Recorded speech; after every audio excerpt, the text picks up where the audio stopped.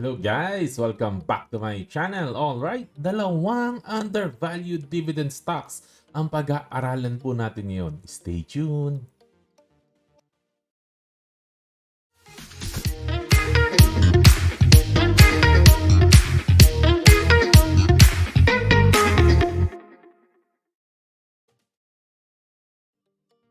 Welcome back! Ayan, dalawang undervalued dividend stocks ang pag-aaralan po natin. No? At umpisa na po natin agad. Ang unang stock po ay si Shang Properties. Okay, no? Okay, kilalang kilala nyo na po ito. No? At pasukin agad natin ang dividend. Siyempre, pera agad. No? Okay, makikita po natin, no?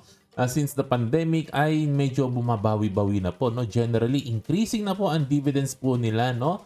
Ayan, 2022, 2023, at ngayon 2024. Twice a year po kasi sila nagbibigay, no? So ito po 3.99% na dividend yield for 2024 ay hindi pa po tapos, no? So pero on track naman po sila na magbigay ng around 7 or 8% na dividend yield po, no?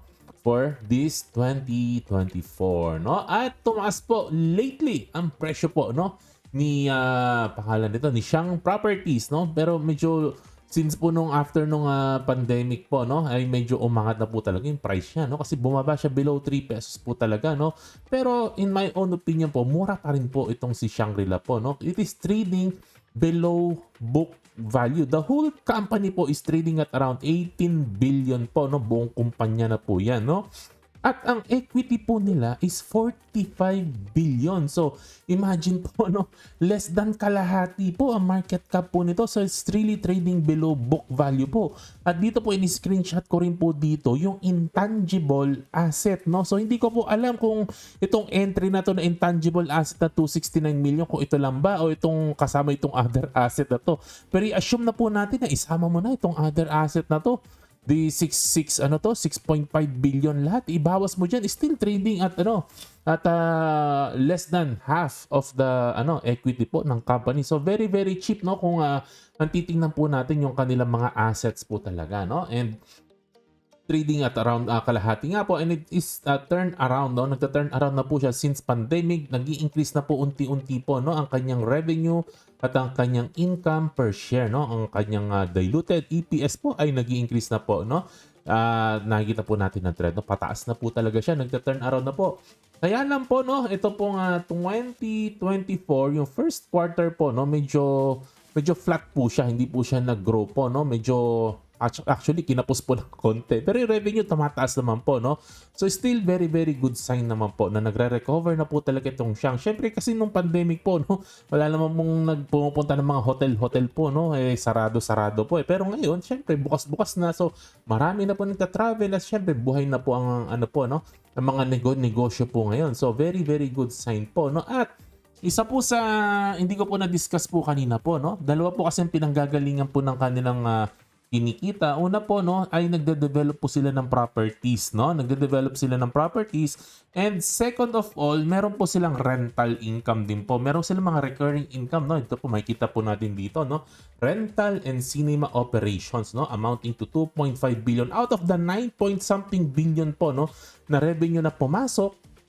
Hinighlight ko po dito, rental and cinema 2.5 billion po, no? At yung hotel po nila is 4.2 billion. So i-combine po natin ito, may 6 billion po ito, no? So malaking part po ng negosyo po nila is recurring income po, no? Recurring. Hindi po nila kailangan ng bagong project po, no? Dire-diretso lang naman po ito, no? Ang medyo variable po dito, yung yung pag-develop po nila ng property po, yun ang medyo variable po dito, at hindi po kasi sila lagi may inventory po, no? Ayan, at kung titingnan po natin from the past, no, kung a few years ago, 10 years ago or so, no, ay nag-increase po talaga sila, paangat po talaga sila. Naudlot lang talaga ng pandemic, no, sinamang palad po talaga ng pandemic, medyo bumagsak ng konti. Syempre, yung negosyo po nila ay hindi po, ano ba tawag dito? Hindi COVID sensitive pala, hindi COVID insensitive.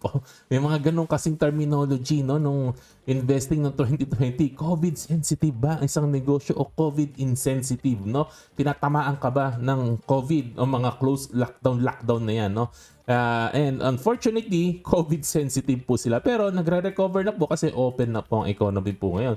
So sana po no, dire-diretso po na tumuloy na po itong pattern po na ito for Shangri-La. At kung titingnan po natin, napaka-conservative po ng financials po nila. Ang utang po nila, ang level ng utang po nila ay medyo nasa magandang level po, no? Napaka-conservative po. Kasi dati ko pa po tinitingnan po ito, pre-pandemic pa po.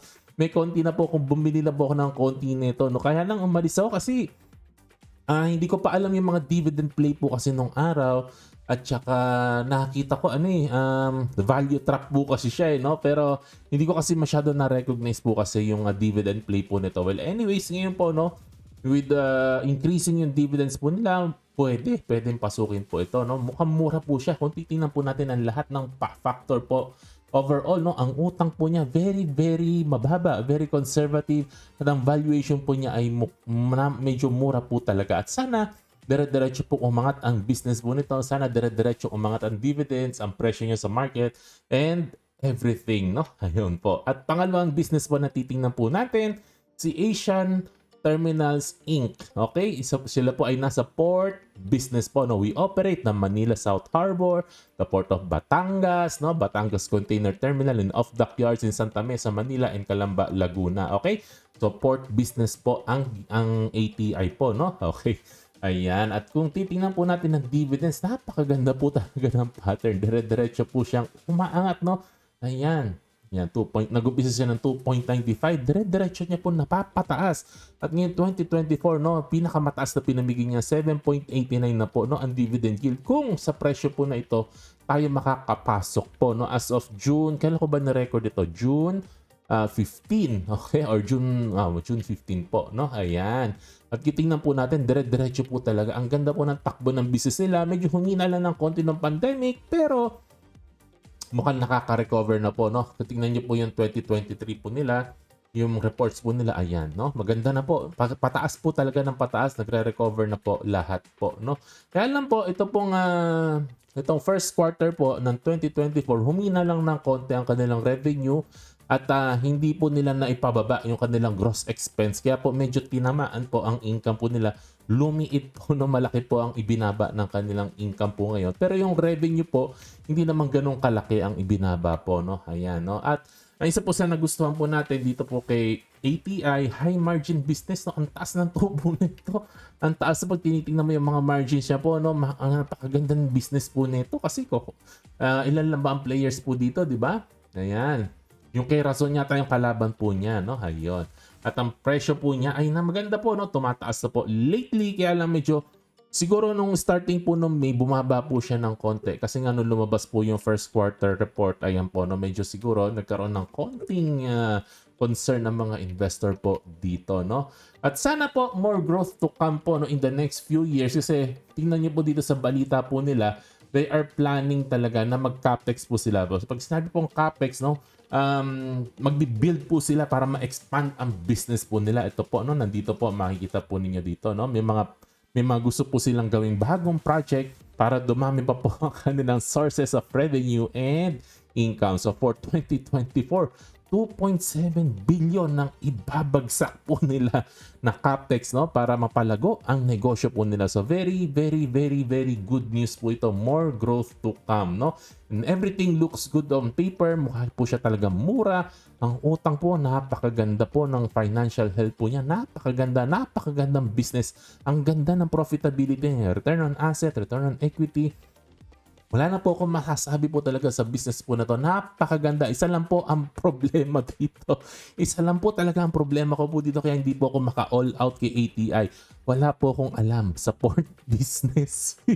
Siyempre, ang hirap po. Ang hirap po na pasukin ang isang investment na hindi po natin naiintindihan ang business po niya. Kasi syempre katulad nito, no, bumaba ng konti, no, ang revenue and income niya for 2024. Yung first quarter lang naman, isang quarter lang naman. Ngayon, syempre mag-iisip ka, is it a concern or not a concern, no?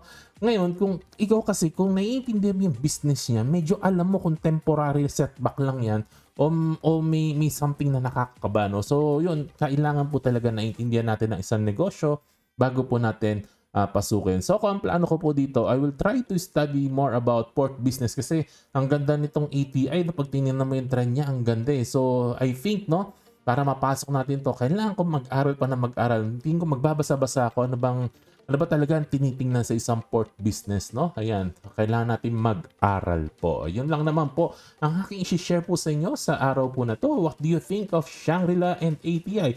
Hindi ko po siya nire-recommend. Ang sa akin lang po, on paper, mukha po talaga silang ang mura-mura-mura po.